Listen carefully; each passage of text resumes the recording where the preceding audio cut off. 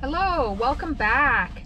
You can leave it to the Saskatchewan weather to wreck my plans. I had plans yesterday to shoe a foundered horse and give you an explanation of that, but we got a awful windstorm, snowstorm that literally closed many highways and it was just too dangerous to go anywhere. So that has been postponed.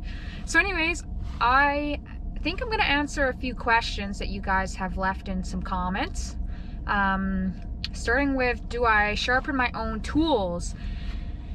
Yes and no. I usually will touch up my knives. I'm not very good at it, so I try to keep them touched up and then I get help from other farriers.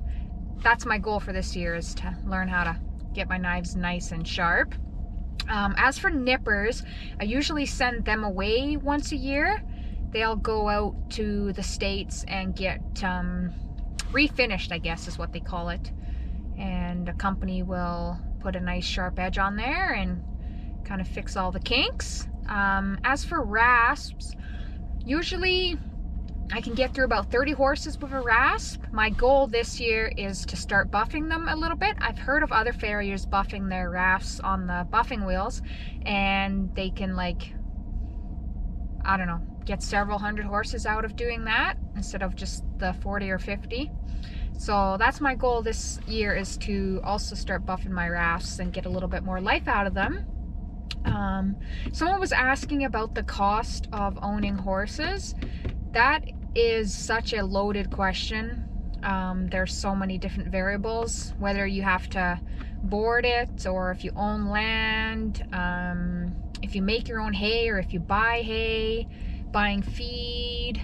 Those, like, the variables are so huge. I'll tell you, it is not cheap to own a horse though, whichever way you go, whether you can make your own hay, make your own feed, pasture it at your own house. It's still not cheap. Vet bills are expensive, feed is expensive, it's all expensive. So that is such a loaded question. I do not have an answer for that.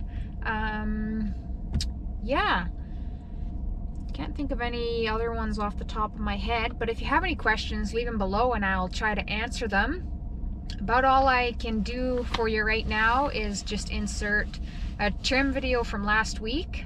I hope to shoe this foundered horse this next week, and I will video that for you. And there is a shoeing contest coming up at the end of March, so I have some plans to make the shoes and maybe shoe a horse to get ready for the shoeing contest. So I hope to film that for you. Yeah, sorry about the lack of anything exciting.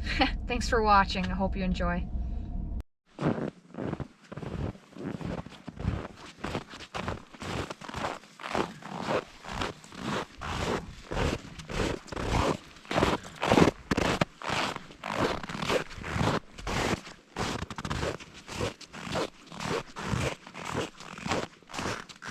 I don't think the camera's doing it justice, but this is one massive snowbank.